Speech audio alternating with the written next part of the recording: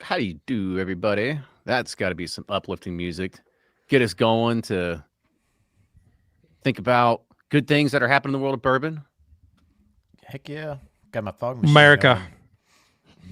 going. You know, I was going to start tonight, pour myself a glass of something that's special that came in the mail. This seal box, 8-year cash strength.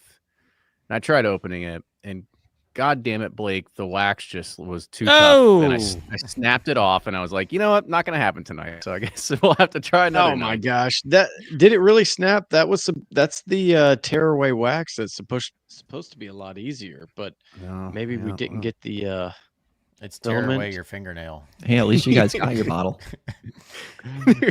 I know, Jordan. Like, I never get anything from Blake. You know, Ours I was don't sent even to our get- old office from like 4 years ago. I don't even get my own barrel picks, you- Jordan. Both of you have bottles in the mail. You should have received tracking. Although Jordan, I think Oh. yours was coming back to us for some reason. Yeah, you sent it to not you. Whoever sent it to our office from like 4 years ago.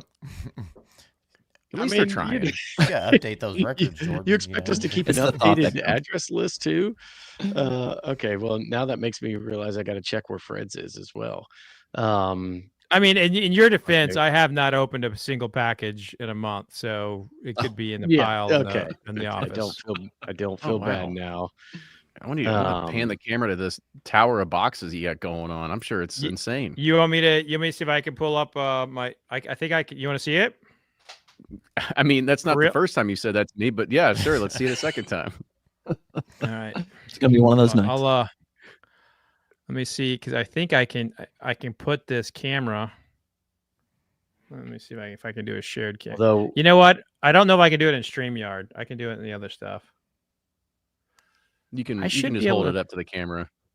Just post it on Instagram. Or is it too big that the camera can't see it? I mean, I'm Well, it's in another room. It's in another room. Has any Jokes, idea these that like jokes. where I'm going with this? Okay, so Jordan's you like, want me "I'm to just outta take here." I'll take a picture and put it on Instagram real quick. Will that work, Kenny? Will that suffice definitely you? do that. Definitely do All right. that. Put an SFW tag on it. Yeah, Blake you're right. finally I'm on doesn't fire have today. microphone issues, and now Fred's trying to mess with cameras. trying to show us his packages, right? That's right. It's not one thing. It's something else. All these listeners just didn't know what another they signed up fun for. night on the round table. I know. We got Wow, to we see got the mostly everybody messenger on except here. Jordan this week. It was we were sans breaking bourbon at a Mhm. bourbon event this week. So I know. Bummer. It Hated looked it. fun though. Hated it. Glad you guys had a good time. yeah, but hopefully it's not going to be a last time, and we'll be able to all get together. So anybody that was unaware, and if you weren't paying attention to Instagram, all of us, including Brian, who's not going to be able to be here tonight, got to hang out with Jim Gaffigan on Sunday. So it was fun. Jordan, you saved yourself from a Oh, case of the it's a good Mondays time. because I was up with Blake too late. Ooh, that's usually how it goes. Yeah. Like, You know, whenever one my more. Monday started with me and Ryan walking through a park together at 10 a.m. randomly in Lexington, I thought we may have gone a little too hard last night. May have had one or two too many. Like our wives are just gone, and like I'm not walking any faster, so we'll just mosey our way through Lexington. Here we go. Yep. Or that like All right, when are we Kenny, going I to just leave? shared it. Oh, okay. I can't wait. I can't wait. Was it in my DMs or is it public? Oh no, I shared it. I shared it as a whole Snapchat. story. I bet you did. I'm just kidding. Yeah, I'll it's find it's it. a here you go. It's a story, unopened boxes. Oh wait, oh, shit. Hold on here. All right, Boomer. Let's go ahead and get going. There, you got it. All right. Oh, Yep. That's a lot of boxes. That is a lot of boxes. Oh, there we go. There's Nice. something Let's in see some there. more pictures. There somewhere. We can see what's on your timeline. We can see how the algorithm works. Well, you know. Yeah. Everybody pull What up their was it? Explore page. Apparently, that's a thing now. It's, The what now? All right. you got to show off your Explore page on Instagram. and Yeah, it's like So I'm happy to show you follow mine. or look at. Yeah. Mine No, is that's- basically no. Let me send mine it is to you. basically all wrestling. So just all collegiate wrestling. And then like random stuff Sweaty like dudes. yeah. random. No, it's all wrestling. All wrestling. And farriers, people who like shoe horses. That's it. Okay. Oh boy. All right. We'll keep We're it gonna back on start track. losing people. I'm gonna send Blake a hilarious video that you need to watch. I was gonna like play it on here and then you could see it, but it's 5 minutes. We don't have time for all that. We'll get it going. All right, I boys, ready to go? I was feeling the scrutiny from Ryan, so for my horse farrier comment, he's anti. I can see you're anti. I can see your anti horse health for their feet. So I always knew there's something wrong with you, Ryan. There's a lot more than that. I can't believe neither one of you commented on my hat. I saw it right away. I said that's the best sweet hat, man. I've seen around at least in the past 2 years. My son wanted me to compliment you for choosing Oklahoma State colors. So it's exactly what we were doing when we thought of it. So glad he recognized it. Game knows game. Go Cowboys. All right, let's go ahead. Let's get started, and then we'll dive into it. Let's go. Before I forget what my topics were tonight. Yeah, that's right. Okay, here we go. 1, 2, 3. And everybody, welcome back. It is another great episode of Bourbon Pursuit, the official podcast of bourbon. And here we are 1 month later with the gang back again. And this time, before we go, I'll save my candor here for a second, but let's go ahead and introduce everybody. Of course, I'm Kenny Coleman. And I'm Ryan Cecil. I'm Fred Minnick. And this is the Bourbon Community Roundtable. And before we kick it off, we'll also give a shout out to Brian Hara, who could not be here tonight. He is in his midst of moving between 2 different places right now. So once he gets his microphone, everything back set up, we'll have to have him back again here next month. But we've got 2 other favorites around here, and so we'll save the worst for last. And so Jordan, you go first. Hey, this is Jordan from Breaking Bourbon. Happy to be here again. Thanks, guys, for having us. And Blake knows his cue. Yeah, so I am Blake from Sealbox. I would say it's always great to be here, but 104. Glad we made it to 104 episodes, and excited to dive into this couple topics tonight. So should be fun. Yeah, exactly. And Blake, I'm just messing with you, love you, buddy. No, just no, you're dead to me. I'm gonna go back to a messed up audio. I did all this work to have good audio tonight, and now I take it all back. You're only answering questions from Ryan tonight. Got it. All right. I see how this is gonna work. You spend 1 hour walking with him in a park, and then you just forget about our kinship that we've had ever since we've grown up. I see how it is. Right. Listen, Kenny, Ryan. Ryan has that effect on people. You get into his into his dreamy presence, and then you find yourself lost, and suddenly you forget all about Kenny Coleman. He's got those grizzly bear arms that, like, when it just hugs you, you just feel like you're floating. I mean, I get it. Yep. It's like, I was pretty disappointed that with me nobody mistook me for Ron or for Kenny at the event this weekend. I thought for sure somebody would come up, oh, I love the podcast, man. But it didn't happen one time. That's because Kenny's bulking up. He's working. He's been working out, and like you've been letting yourself go. Guy now, right? Have I? I have to check my gym membership. That swipe is so clean. That's never even really been used. I can vouch he hasn't been working out. You should have seen him try to move barrels today. It was cute. To be fair, I did struggle on one, and I was like, "What the fuck is in this thing?" And it was full of coffee beans, and I was like, "Oh, no wonder this thing's like over 500 pounds." I was like, "Watch out, Kenny! I know you've been in your tower up there all these days. I'll show you how to move some barrels." I want you to get those soft, gentle hands. Calloused. Yeah, it was a lot. It was a lot. And just to kind of talk about the state of things, we were here a month ago talking about tariffs, and then all of a sudden, like right before we're getting ready to start, they said, we're just joking. We're gonna go ahead and delay it a little bit. And then, as of we're recording this tonight on March 4th, year of our Lord 2025, tariffs are going into effect tomorrow, or they happened at midnight last night, whatever it is. So it did become a reality. So if you missed all of our conversation on the last roundtable and you're like, well, guys, talk about the tariffs, what's it mean for bourbon? we did that 30 days ago. So please go and listen to that, because every single bit of that still rings true up until this moment. So we will have to see exactly how this plays out. It will affect every single one of you. It will affect the prices that you're paying on the shelf. There's no way around it.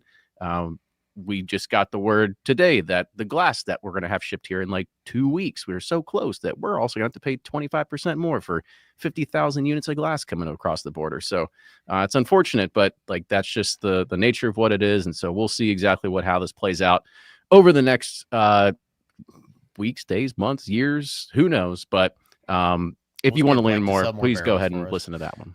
Sorry, say that again, Ryan. Let's get Blake to sell more barrels for us. Make up for that, right? Sure. Are you guys brokering barrels? No, I'm saying private barrels. Sorry, private barrels. Fred, get ready to pick. Hey, all I know is I picked 3 of them, and Master Blender over here took one away from me. So I try to support this business as much as I can, but I don't feel very. He was like, nope, this one's a little too good. I'm putting my own logo on it. I don't feel the love here. There would never be a Minnick muffins if you didn't let that barrel go. So that's true.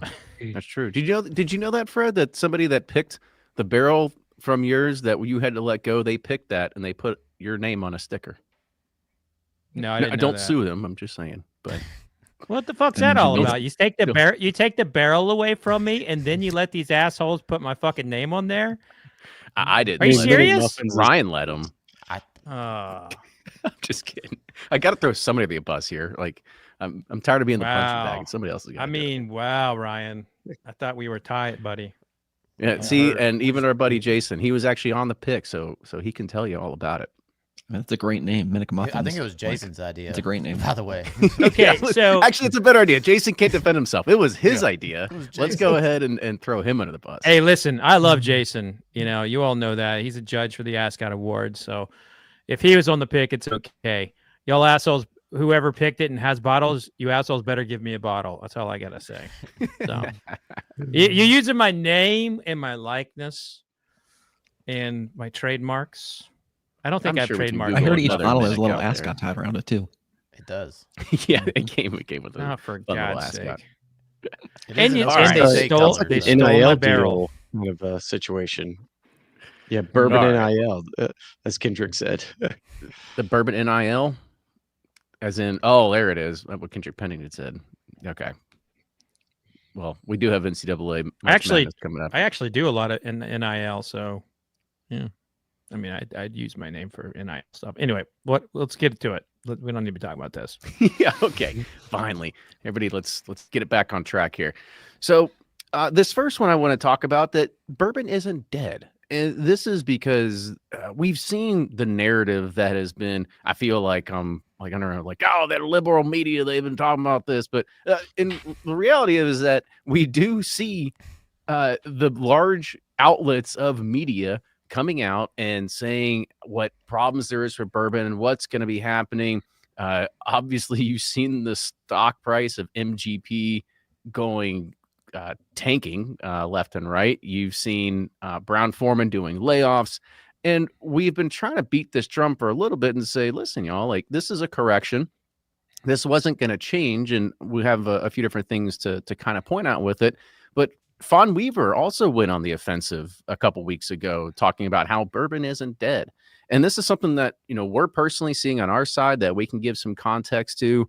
And I know Blake can talk about some context, but before I dive in and talk more, I kind of want to get your all's opinions and thoughts, because obviously we talked about it as a course correction, but please tell me I'm not wrong that bourbon isn't dead. I don't think it's definitely not dead. I mean, where this comes from is historically people, when there's a high moment in bourbon, people make a whole lot of it, and then there's a low moment, and then they run out of it. For those people who are new to bourbon, people in the business must forecast the demand 4 to 12 years out from when they make it. So the decisions of the whiskey today on the shelf was actually made from a production standpoint, it was actually made around 2018 to 2020 for the majority of the everyday product. And the market kind of goes up and down. And the big companies are always the first to react, but they're also the first to make the really bad decisions that can impact the rest of the industry. And when Kenny mentioned the words course correction, people drank a lot during the pandemic, and there was a lot of investment into the bourbon space because people saw those numbers, and that is the course correction that everyone is talking about. So if you actually compare 2024 numbers to where they were in 2019, we're actually ahead of 2019. It's just everybody was on their couch with nothing to do in 2020, and everybody became alcoholics in 2021, and it continued in 2022. And basically in 2023, they're like, shit, I'm 40 pounds heavier, I can't see things, down there like I used to. So it's time to lose some weight and get in better shape. And they start taking Ozempic and shit like that. And there's all these little things that start happening that have an impact on some of the drinkers in the market. But from a numbers perspective, very, very, very healthy. There's just a lot of markets that have been lost and or not developed, and big companies like Diageo and Brown-Forman took risks and failed with those risks. And so that's what everybody judges the bourbon failure with. And believe me, the mainstream media will take 2 or 3 sources, spin it, and we'll roll with it, just how it is. Yeah, from that's what I think. Right? That's and we talked about this whenever we were kind of on the other side of like, oh man, is bourbon actually dead? And I think we're all kind of coming out of that a little bit more. But you look at it from a whole industry perspective, like Beam White Label selling 200,000 less cases last year. That's a big number. But when you start to break down the numbers, it's okay. IWSR put out the stats, and it's like anything standard or below fell like 4%. Value brands declined 8%. Premium brands were about flat, but then super premium, which is basically any bottle that anybody watching this is drinking, was still up 6% in 2024. So I think what you're having is a lot of that like trading up, where I always compare it to, I have a neighbor who he was always a Jack and Coke guy, always Jack and Coke. And then all of a sudden he's like, you know what? I'm just going to cut out Coke. I don't want to have all the sugar and everything. And then he was like, you know what? Jack Daniels doesn't taste that great without Coke mixed in with it. And so next thing you know, it's like, okay, it's Russell's bottle. It's these types of things.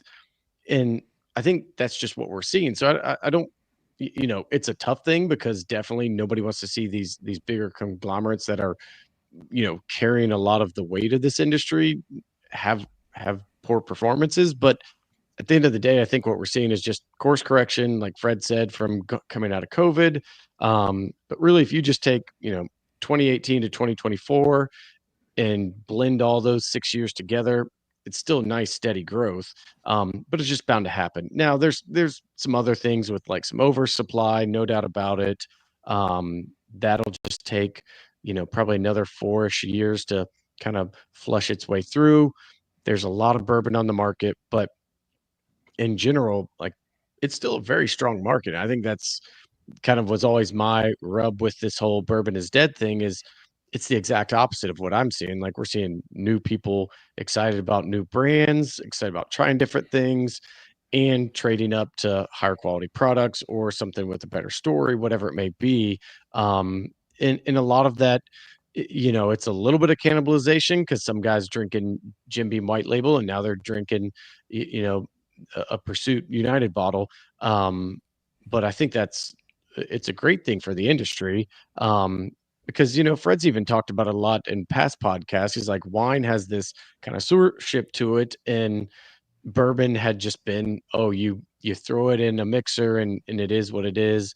But I think it's starting to get a little more refinement. People are taking it a little more seriously, and they're just looking for new cool bottles and a little higher quality. So that's where it's like, no, bourbon's definitely not dead. If we could get 1 out of every 10 Jim Beam white label drinkers to switch over to Pursuit United, I think we'll be in a pretty good spot. That's where We'll I'm know that happens whenever you just don't show up for the round table. It's like, where's Kenny? Like, I don't know. Like, There will be he got signs. 1 out of every 10. He won't be here probably the rest of his life. Signs. It's it's one of those things where salacious words get clicks, right? And they just get ears. So when you say something's dead, you're gonna tune in and your ears perk up. But when you think about like the levels before something dies, and bourbon's never died. Sure, it's a boom and bust industry, but even in a bust, it's not dead. So maybe it's not the hot trendy thing, like super hot and trendy. Maybe that's moving towards tequila or cannabis or something else. But I mean, it's still fashionable. It doesn't even move to like the non-fashionable phase, let alone the low selling phase, let alone like the death spiral phase. We're just like, we're as an industry in general, everyone likes to talk about, well, something's dead. And they just equate that to meaning something's not the super hot, new, trendy thing to do. But bourbon's far, far, far from dead. It's, it's thriving like it's never done before. I'm not just saying that because we're all in the industry, but it's not. Like, that's the reality of it. And it's not the cool thing to say, and it sure doesn't get clicks to say like, well, bourbon might not be the new hot trendy thing, or as, even next level, bourbon's not as fashionable as it once was. You walk in any store, shelves are still full. You walk in any bar, it's still, whiskey as far as I can see, and bourbon cocktails everywhere. But you don't get to move stories that way, and you don't get to get listeners or views or anything else. So you can't say that. So instead you have to say, well, something died. And that applies to anything out there, not just bourbon, right? Take any hobby you like, any industry you like, and you throw out, salacious words, you're going to get more clicks and views. But the reality is we're far from that. One of the things they keep bringing up in all the, like, the industry's dead is that the younger generation isn't drinking. And is it, I believe it's Gen Z they keep bringing up, right? And the overwhelming majority of Gen Z is not even of legal drinking age. So I'm like, are people like doing this research? Are they like going to like 14-year-old birthday parties and like bringing some Jim Beam and are like, hey, you want some Beam with your cake? I know you're not supposed to, but like, how are they collecting that data? Because I remember, when I was covering wine in 2009, the winemakers were saying, we were having the very, very similar conversations about millennials drinking wine. And they were like, the millennials don't drink wine. They don't drink wine. They're drinking spirits. Well, the millennials end up being enormous wine drinkers. So I think it's a cautionary tale to base a lot of this on the youth. And I just, when I have my national tastings, my Blind Bourbon Live, or whenever I do anything publicly, I see a lot of people in their 20s there. Or 21, 22. Like, I'm not willing to throw in the towel on this younger generation being fine quality American bourbon drinkers. Not just yet. Yeah, I agree with you, because right now I have cousins that are in college and they're graduating, and I talk to them, I see them because I'm like, oh, like I can still hang and party, and then I'm like, wait a minute, no, I can't. But when I do talk to them about what they are drinking, I think maybe my experience in college was an anomaly compared to even most people, because we were in Kentucky and we did drink bourbon in college. Today, it's probably more along the lines of what's convenient, and you have a White Claw in a can, you have whatever it is in a can. I mean, I don't even know how much Natty Light is even more, because that was the beer of choice when we were in college. I can't tell you the last time I've seen a Natty Light in one of my college cousins' hands. And that was the staple growing up. So obviously I think that you're going to have that churn. And then once they start getting into different kinds of things, you're going to have that sort of growth and development inside of inside of liquor and spirits as well. Dang, you're rich if you got Natty Light. What'd you have? Bush latte? Oh yeah. Bush Light. You from Iowa? I mean, yeah, just y'all said amazing points, and like that Wall Street Journal article, if you actually took the time to read it, and it's like talking about a guy in Denver who can't sell his Colorado whiskey anymore, and it's like, well, no shit, it's Colorado whiskey. Like, I don't know, it's not anything against Colorado whiskey. It wasn't that. It was a 3-year-old. 3-year-old Colorado whiskey, and like the whole article was so clickbaity, but it's the Wall Street Journal, so everybody who is in finance or business dealings reads that and they see the headline, they're like, oh. And two, everybody's been trying to predict this, the crash or the bourbon boom or glut, whatever, for 20 years, and everybody wants to be right. And so they're like, they hear it and they're like, oh yeah, this is the time. Good on those brands. They need to go down so we can get more affordable, this and that. And I just don't see it, and I was talking to people about this in the industry, and like, if you subscribe to Mark Brown's newsletter, you get it every morning, and every morning it's like 10 negative articles about spirits, bourbon, this and that, and then there's 2 positive ones, and they're only about Buffalo Trace or Sazerac products.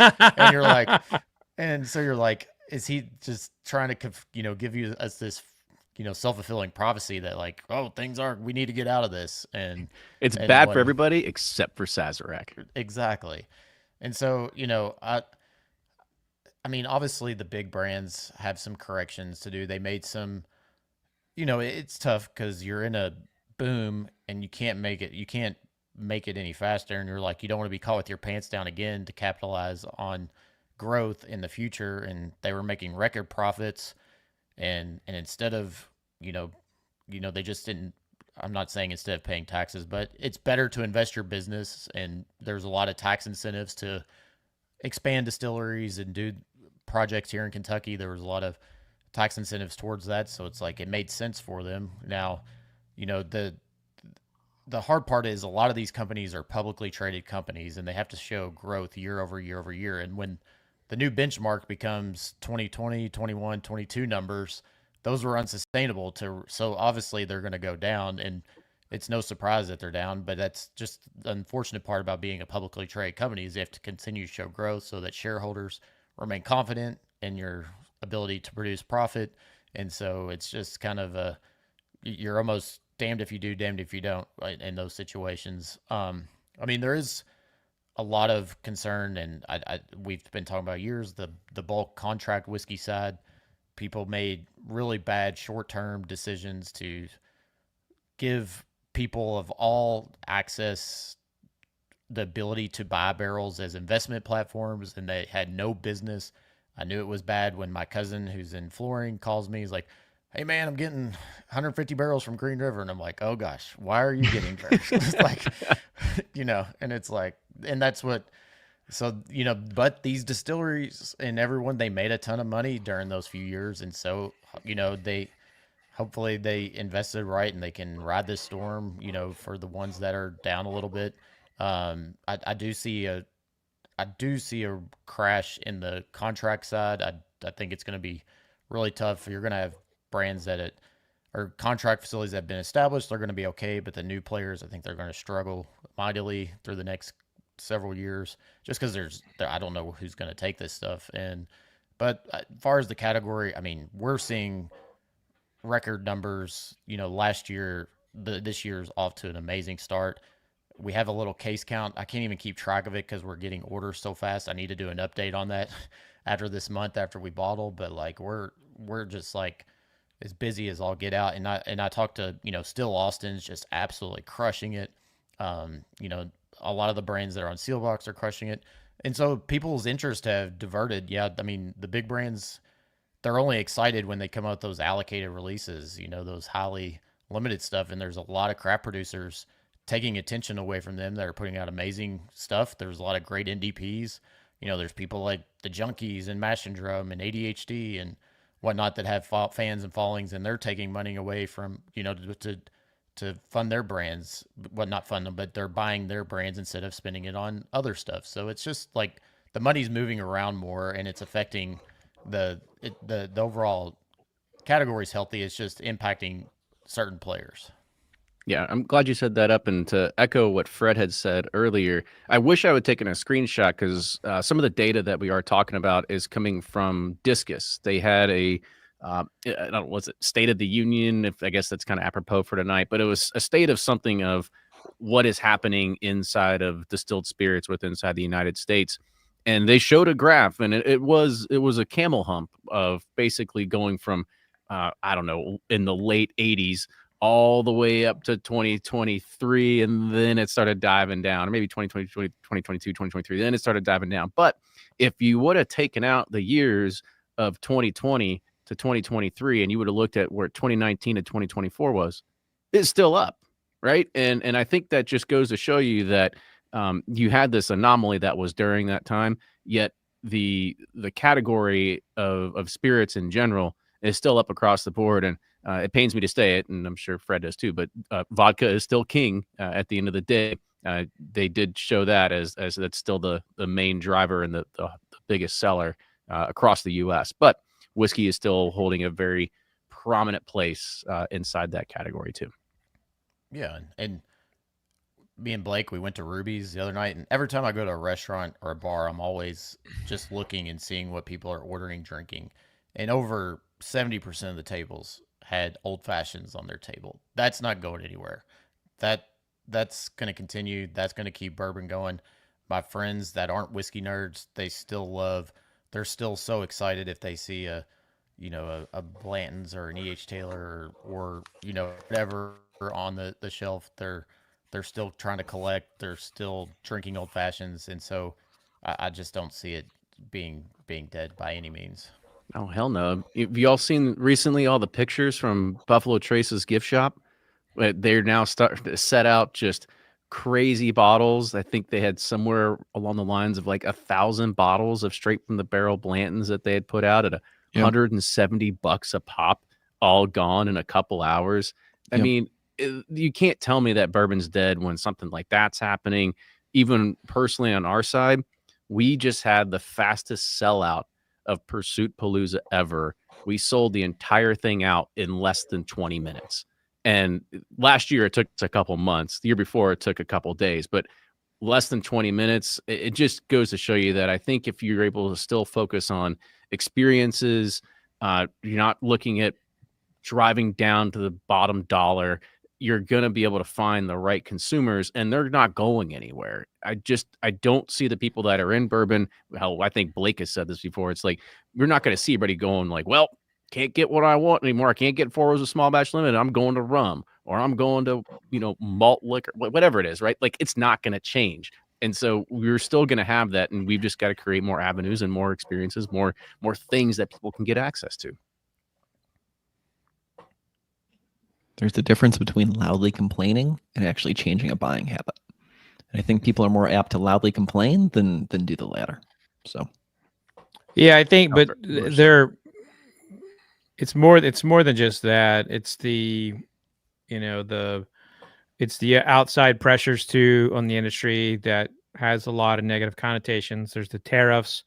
I mean, as we speak, there are Canadian liquor stores, posting on their X's or Instagrams that they're clearing off Bullet and Old Forester and showing how proud they are. You've got the Surgeon General wanting to add cancer warnings. You got the World Health Organization wanting to, restrict every government in the world from recommending more than 1 drink per week. I mean, there's just a lot of outside noise that is negative.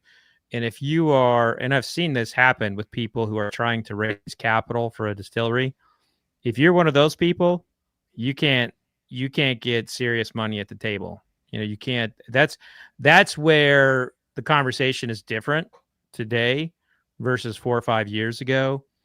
Is that if someone's investing into a distillery today, it's they got to be like a full-blown whiskey fan and new, I don't think you're getting a lot of serious money people at the table for investment.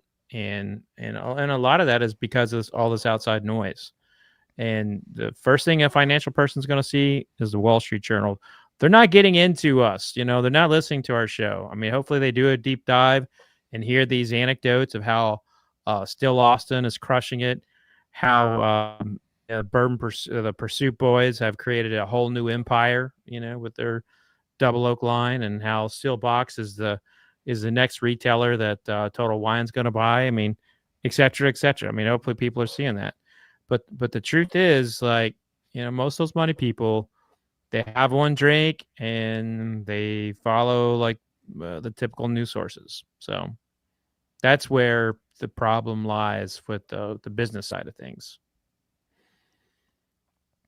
But with that, it's like it, a lot of people, when bourbon was hot, like that's when it's so funny. Humans are so fascinating. A lot of animal spirits. It's like the times to get in now when it's at its all-time high, and then when it's down, they're like, oh, it's the worst time to get in. And it's like, no, that's the best time to get it. It's like, it just doesn't make any sense. But so I don't know that there really needs to be any new players in the game right now. I mean, there's got to be a thinning of the herd, and the people that are serious, have a good brand, good story, really care about what they're doing, because a lot of money got involved that had no idea what they were doing and just thought it was exactly a cool, sexy investment, and that's what got us in this position. And so a lot of it, a lot of new blood came in and screwed it up. And it wasn't just that. It wasn't just people investing and starting brands. It was people coming from Procter and Gamble, someone coming from the Pepsi industry, from the soda industry. And there were so many people who tried to reinvent how you sell whiskey. And I could think of 3 large companies that completely screwed up their barrel programs just because they let the person go that managed the barrel programs. We're talking about small iota, one small thing. But it was the same thing with their brand ambassadors that worked with bartenders. They just started doing things that didn't make sense for their respective brands and for the industry. And that's why you see Still Awesome taking off, is because they're working with people who like whiskey. I have said this for years, Ryan, and you quoted this before we were ever even on the show together. I've always believed, take care of the people who brought you to the dance. There is no reason at all that in 2022, Bourbon's Bistro should have been denied a barrel pick from Four Roses. But Four Roses in this time was, right here like this, just going off the reservations. They're selling so much. And they were denying people who built that brand. They were denying people barrel picks because they didn't sell enough of the yellow label. Well, they can't, force every patron coming in. They can't force it down their throat, and it's a restaurant. You've got to take care of those businesses. So what happens when Bourbon's Bistro, by the way, owned by a great man named Jason Bronner, his 20th anniversary is coming up, March 27th. He's throwing a party. Everybody should go. But what happens when someone like that gets disrespected so many times by the brands that he helped build? Well, you know what? He goes out and he starts his own brand in Buzzard's Roost.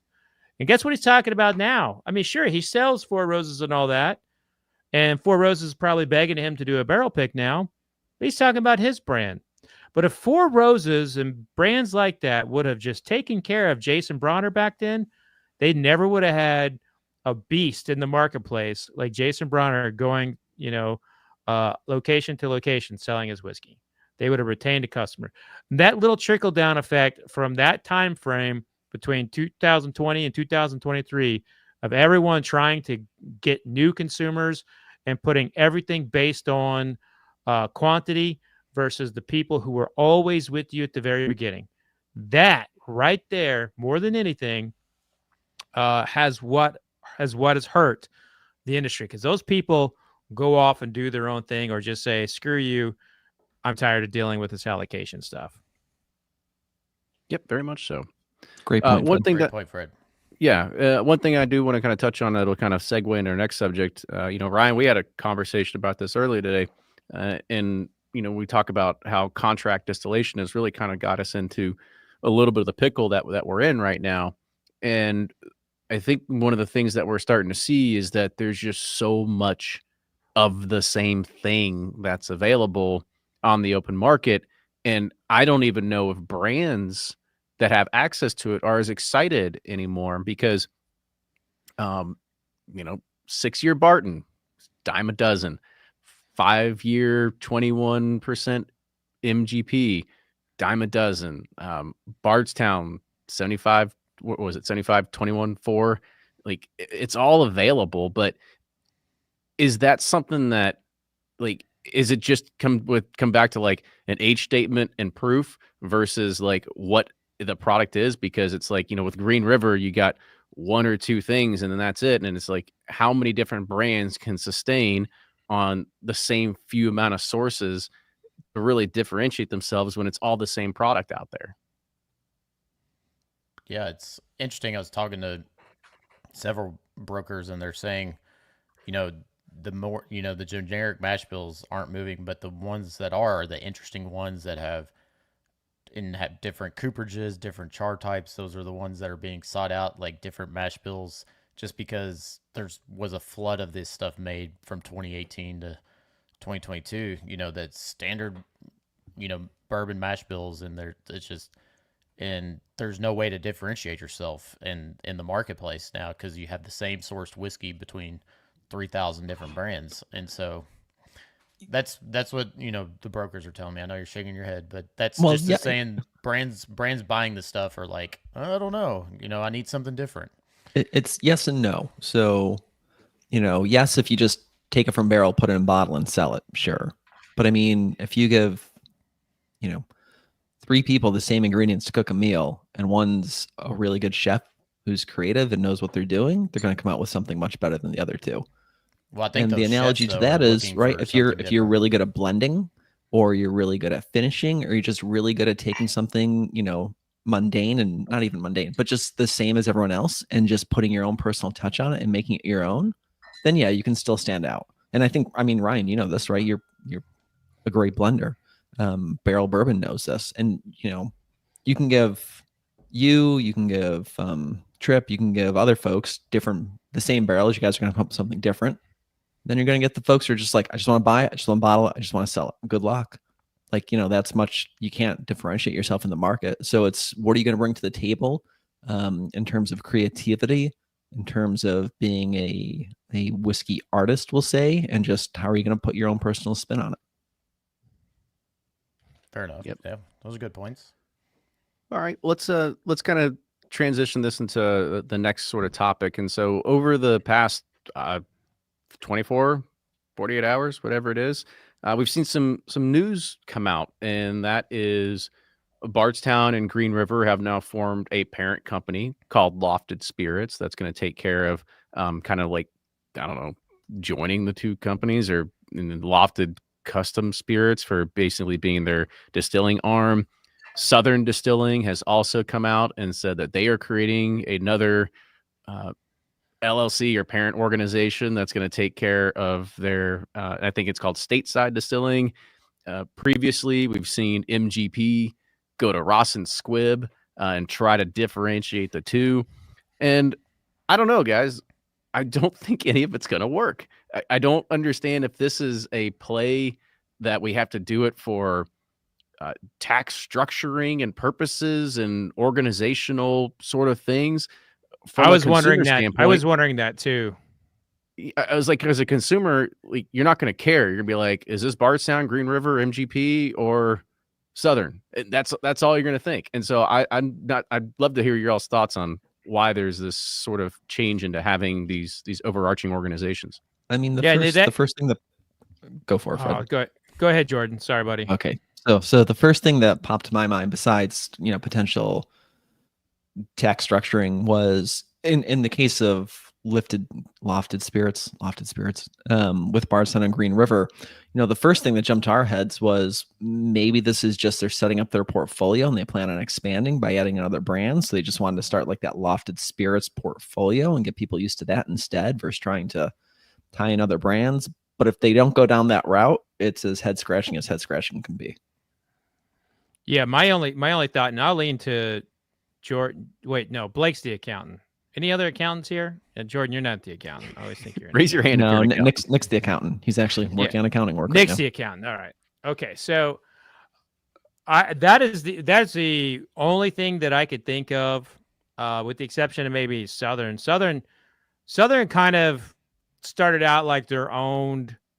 They started out like their own brand, trying to trickle out, but they got so much action on the contract distilling side, and I think them actually putting contract distilling in their name, I think that might be good for them because they don't really care about the consumers.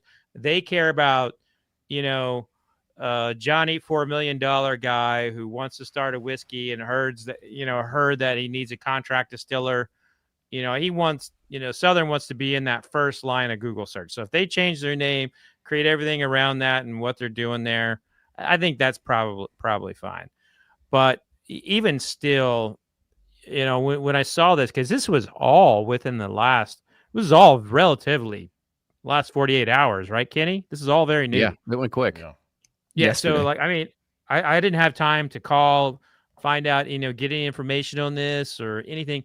But I thought my head went to tax structure too, because especially since Bardstown Bourbon Company, Green River, is part of the Pritzker family and everything. And they have been caught up, in political turmoil.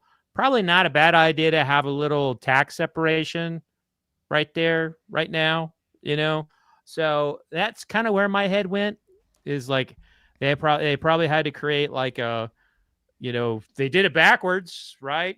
So Brown-Forman has Brown-Forman first, and then they acquire Jack Daniels. I mean, they did it backwards, but that's probably why they did it. But I usually like to give a little historical anecdote here. I don't have a lot. There's not really many stories of people having a full-blown, parent company name change, with the exception of United Distillers changing to Diageo.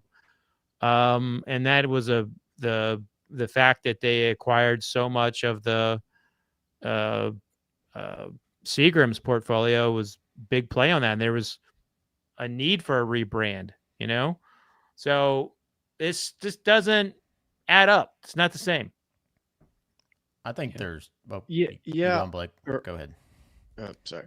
I mean, I think it's case by case because these are all kind of very different things. I'd say on the Southern distilling, that makes more sense. They do have a much bigger focus on the contract. So doing that, and who knows, maybe they spin up a different brand where they put their bourbon under. To me, it actually makes a lot of sense on like the Green River Bardstown, because when you're in the market and a lot of that, core C-suite leadership team, they're on both sides. So it's like, oh, who are you with? Oh, I'm with Bardstown Bourbon Company and Green River Spirits. It's like, well, are you with one or of the other? To me, it just makes it easier to explain what they do. It's, oh, we're Lofted Spirits. We own Bardstown Bourbon Company. We're all also owned Green River. Because then you got to kind of, in that same mix in, they do contract distillation, they do barrel sales, wholesale barrel sales, they do aging. So I think we've seen it just on the back end with working with both of them. It's like, hey, who am I writing this check to? Is that to Green River? It's if I'm buying Green River. And so I think it just consolidates a lot of that on the back end of like, we are Lofted Spirits. If you're doing contract, if you're doing whatever, you're buying from Lofted Spirits. Now, then you kind of know it could be Bardstown, it could be Green River, and who knows, maybe that just leaves room for other stuff down the line. But in my mind, it's like kind of what Fred said. It's working backwards. It's like Sazerac started as Sazerac, and then they went and bought Buffalo Trace. Then they went and bought the Glenmore Distillery. Then they bought Barton, or whatever the timeline was. This is just working back into that. I think it just gives a little more clarity in the market for kind of their their back end approach. And especially when you're going to new distributors, are they signing two agreements? Are they signing Bardstown under one agreement and then Green River under the other one? And now it's just like, hey, Lofted Spirits goes everywhere. And that's how it's going to be portrayed. So I mean, I get that one. The Ross and Squibb one still kind of throws me because I don't know if we even call it that anymore. I think they pretty much all call themselves MGP still, or at least like email addresses do. So I don't know. But yeah, it just was very funny that both of those kind of hit right at the same time. But in general, I think it all works out and is probably just makes life easier. And I'd be shocked if all of a sudden, 2026, it's like, here's our new Lofted Spirit weeded bourbon or something like that. Like, I don't think that's the strategery at all. I think it's just more of. Do you think this opens them up? Stuff. Do you think this opens them up to say go out to acquire a rum distillery, a gin distillery, create some liqueurs, 100%. Like so they can have like basically a full-on competitor to say, Brown Foreman or Sazerac or Heaven Hill, something like that. Yeah, a portfolio company. I mean, I think that's the play now, and I have no insider knowledge, but it's like, why wouldn't they have, a gin, a rum, a vodka? Not to say that they'll all be successful, but it's like, hey, when you've got the manpower in the market, you're working the market, you have sales team across the country, you want to have multiple things to sell. Like, I mean, we've talked about it before. When you go into a liquor store and all you have is at the low end, call it a $35-$40 bottle, but all the way up to these $100 plus bottles, that's a tougher thing, but that's just manpower out there selling. If you can say, oh, but we've got X, Y, and Z gin, we've got this and that. I think that makes a lot of sense. And yeah, with Southern, we've tried to buy from them before. I think, they're happy being mainly contract. So maybe just aligning those goals on that side. So I think Blake, you said you didn't have insider knowledge, but I know two people on this show right this very minute that do have insider knowledge. And that is Kenny and Ryan, who acquire a shit ton from them and write big fat checks. Fellas, what do you know? We're going to have to change our ACH information. But it sounds like we need a parent organization, Ryan. Yeah, exactly. Yeah. Well, I know, and the Lofted Spirits sound like a mega church name when I read it. But anyways, I think it's headed by Joel Osteen, and I think it's an attempt, and this is just pure speculation. I don't have any insider knowledge, but I think it's an attempt to maybe protect the brands of Bardstown Bourbon Company and Green River. It's like, oh, even we do it. And like I was telling Kenny, I was like, well, we already have Bardstown Bourbon Company on our label to say oh, they're a partner distiller of ours. And, I think it might be an attempt to all right, let's separate our brands from our contract distillation side. The brands are more valuable, at the end of the day, contract, so say an acquisition goes on, too, you can separate out the Bardstown Bourbon or Green River from the actual production contract facilities, because brands do have, assuming that they're established and have a great market, they're, probably more valuable than the actual contract distillation side of things. Two, I do think there are some really big tax structures or incentives for them to do this, because, as a brand, there's a lot of it's balance sheet heavy, because you're laying down barrels, you're putting them on a balance sheet as inventory. You're not able to depreciate those assets for a long-term time.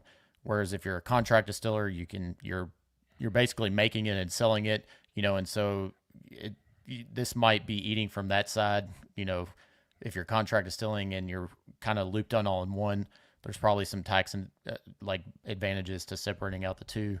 That was a bad way of explaining it, but I know what I'm trying to say. But anyways, I think they're, and you see this with Ross and Squibb. I think they try to do it to be like, okay, we're going to have our own house of brands. That's going to be under Ross and Squibb, but MGP is going to be our contract distillation side.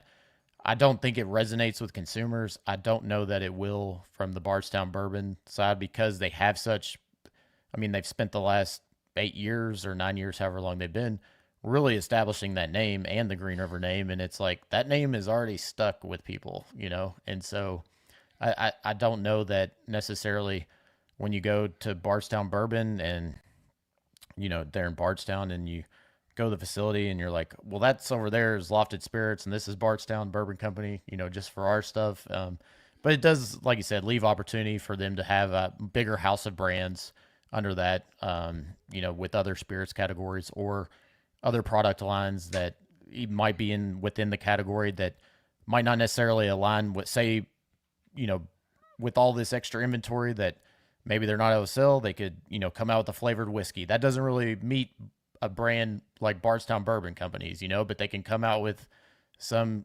Fireball competitor or whatever, under Lofted Spirits. And I'm just speculating here. I have no idea what they're doing, but it just gives them flexibility to be able to open up different categories, different product lines, down the road, that they're not just strapped to this, because really Bardstown's positioned themselves as a really high-end quality kind of bougie, boutique brand. And whereas they have all these resources where they can use this whiskey or whatever products they get into, that they could have a $19.99 bottle, that not just necessarily fits under the Green River Bardstown portfolio. So it just gives them a little flexibility, I think.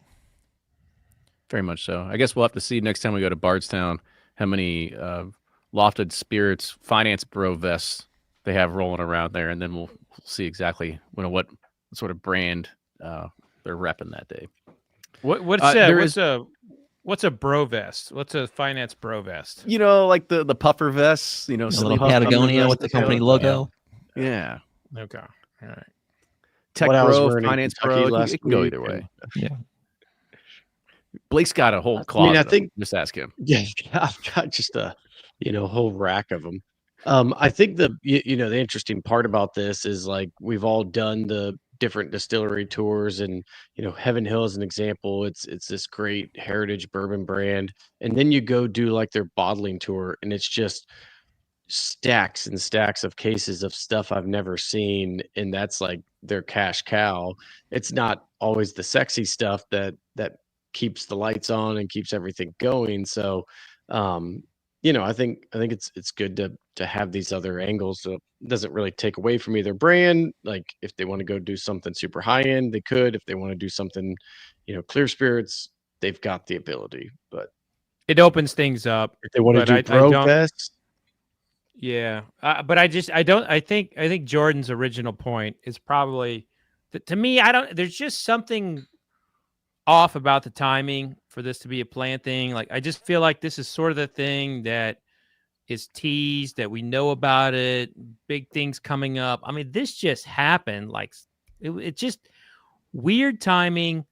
Jordan's initial thought on a tax thing, I think that's right. I think that's where it comes from, and the backstory is going to be, we're opening a portfolio, which both things can be right. Both things can be right, but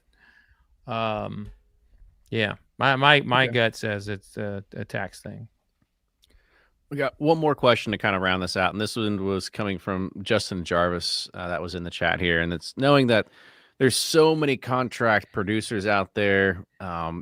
Actually, that's not the right damn one. Where was it, Justin? I don't know. You put it up. We have to say it now. I know. Where was it? I got to scroll back. It's the law. Oh, there we go.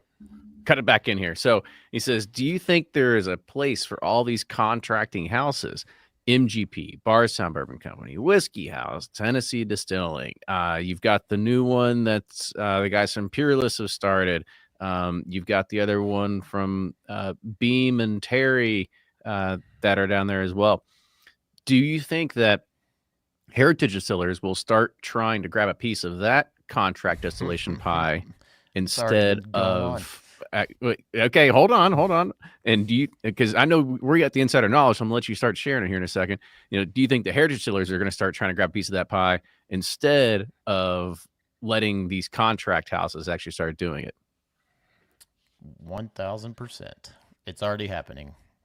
Because I was going to say, and I think it's been happening for a while. Once you kind of see some of these barrels slip onto the market, like, it's been going on in a less public fashion, or in a less, maybe we just weren't the insiders at the time, but, Bullet contracted at a lot of different distilleries over the years.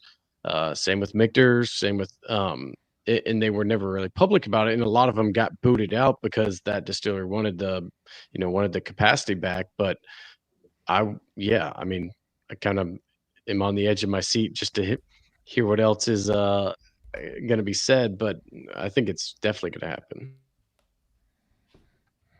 Yeah, I mean, these, as we all know, we talking about, investments and capacities and this and that. They all have the capacity, and you get us, Beam White Label's not selling, it's selling 200,000 cases less. They got to make that up somehow. And the most inefficient thing to do in a still is starting and stopping it. And so once it's running, it doesn't really cost that much more to make, say you only need 70% capacity for yourself. It doesn't cost you much more to sell out that 30%. And they can offer really, because they have such efficient setups and mass production abilities, they can really lower their prices to kind of squash these new and upcoming contract distillers, and we're kind of seeing that. But yeah, I mean, a lot of the big boys there's still time available, and it's coming. Not only is it still time, but they have a ton of inventory too. So if they ever wanted to be like, and now we're gonna,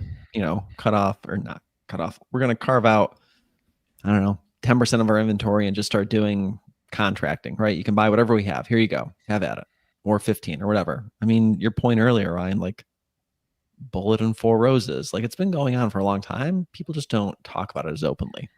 So they probably hate that we're talking about it so openly. But at the end of the day, all this stuff is for us whiskey nerds. Yeah.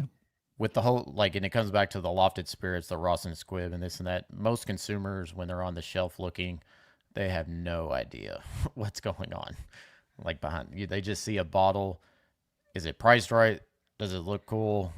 And does it taste good? And that's the three things they care about. And there's a small niche of the market that does that, and we love this category so much, that are we want to know the details, the mash bill, who made it, if it was contract still, what was the cooperage, where was it at in the warehouse, this and that. So at the end of the day, I don't know if it matters to the mass consumer, but to be fair, that whiskey geek audience is growing and asking more questions and wanting to know. And so it's yeah, I don't know what I was trying to say with that, but yeah.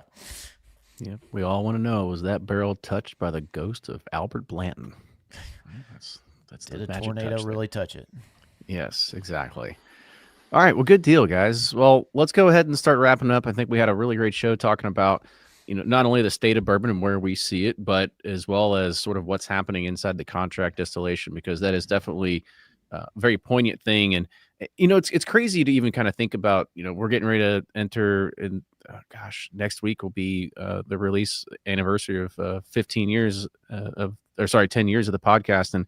And thinking of those earlier days, we never even thought that much and knew this much about contract distillation. And, I think that this is something that I'm very excited to know that, we've grown in regards of just the education and value of what we've been able to do. But I also feel that, if you've been a podcast listener for so long, you've seen this journey and you've also been more in tune with this, and you're probably way more advanced when it comes to this. And so I'm just glad to see that, the impact that, something like us of being able to just be curious about this and how we're able to kind of have opinions on the industry has changed so much over the years. So awesome to kind of see this all around from everybody here.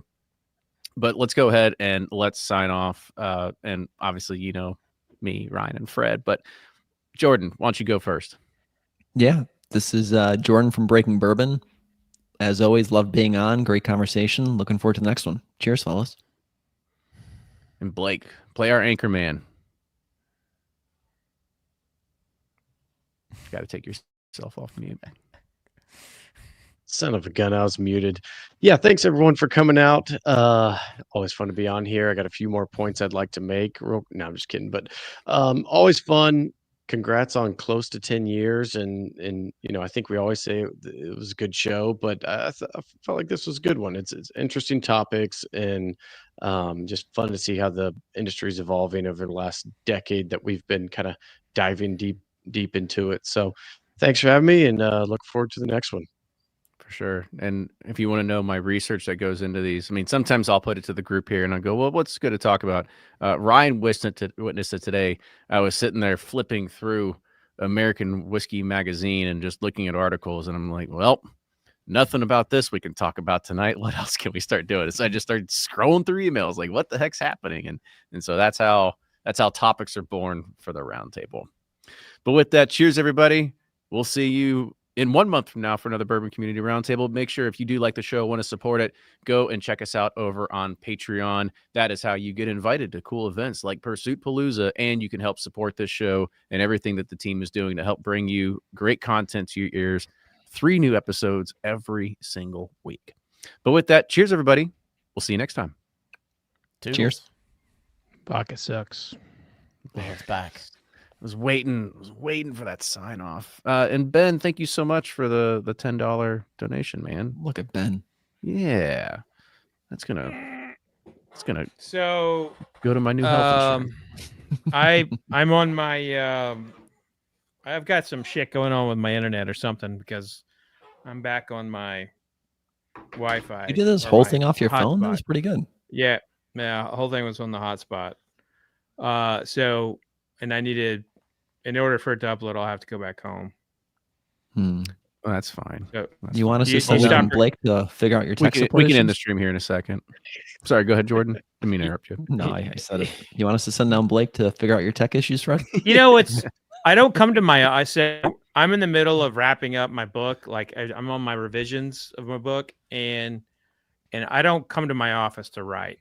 And so like this is a tasting studio. That's why it's covered in boxes. Like, and I haven't been actively tasting. So there's something up with my internet, and I just haven't called AT&T to fix it. So yeah. So someone said in the chat, it's I'm so blurry. Well, it's probably good that you don't have to look at me in my full You're looking capacity. good, It's Fred. unfortunate because you picked the right hat. That should have just been that clear, crisp picture for tonight. Oh, That's all right. I wear this hat all the time now. Show off that embroidery. Yes. Can he It is- hand It is stitch big that and loud. himself? So, well, I went. I wore this to Bellarmine, and one of the agreements I have with like one of the Bellarmine wrestling coaches is I won't wear any Oklahoma State gear when I'm on the mat because it's a D1 wrestling program, and they want to, they want their guy wearing Bellarmine stuff. And so I wore this hat in there. He's like, I thought we had an agreement, man. You weren't going to wear any Oklahoma State stuff. He's like, what are you talking about? I was like, what are you talking about? He's like, that hat. It's an Oklahoma State hat. I was like, no, this is a bourbon hat. He's like, well, it looks like an Oklahoma State hat. I was like, yes, it does. It just means our branding. We got to get over to Oklahoma State. We got to do that. We got to get down to Atlanta, do Atlanta United for their MLS team. So there's a lot of opportunity. Yeah, I know. I would pick a barrel there if you guys wouldn't steal it and give it to someone else. But we just want you to come back for more later. That's all it really comes down to. I mean, Jordan, how would you like it if Nick went off and started a bourbon brand, and and he's like, hey, the guilt shaming Jordan, start. Will you pick a barrel? And then you bring some friends, and you love everything you taste, and you not only pick a barrel, but you pick another one. And then you know what, Ryan, or I'm sorry, Nick, we really want to support you. So we're going to buy that other one right there. And then 2 weeks later, Nick calls you up and says, hey, Jordan, yeah, someone came in and tasted that barrel, and I really need it back. Could you do me a solid favor? I mean, I'll buy you a cup of coffee. You picked 3. I mean, that's such an awful feeling, Fred. I for one wouldn't be wearing their hat tonight. Oh. If that was me, I wouldn't wear that hat. So. Yeah, you are a better man than those two, Fred. You are a better man than those. Sarah wasn't there when you were there, who's my boss when it comes to these allocations, and I had this like, oops, I sold more than I should have. So I'm sorry. Okay. I'm sorry. Okay. That's too funny. I gave you 2 and them only 1. I'm never gonna hear the end of this one. I bet. No, you are not my friend. You are not. Not until he comes back again. Yep. Oh, Matt, right, Matt's in there. Tell me I need to go to Old Glory. I'll get there. I love Gold Glory. They do good stuff. Yeah, their whiskey's good. Yeah, we didn't really talk about them on the contract side at all, did we? No, they're making good stuff. Yep, they are. All right, let's go ahead. Let's end the stream so we can start the uploads. But thank you, everybody that joined us. Like I said, we'll see you back here in a month. Bye, everybody. Cheers. Comes faster than you.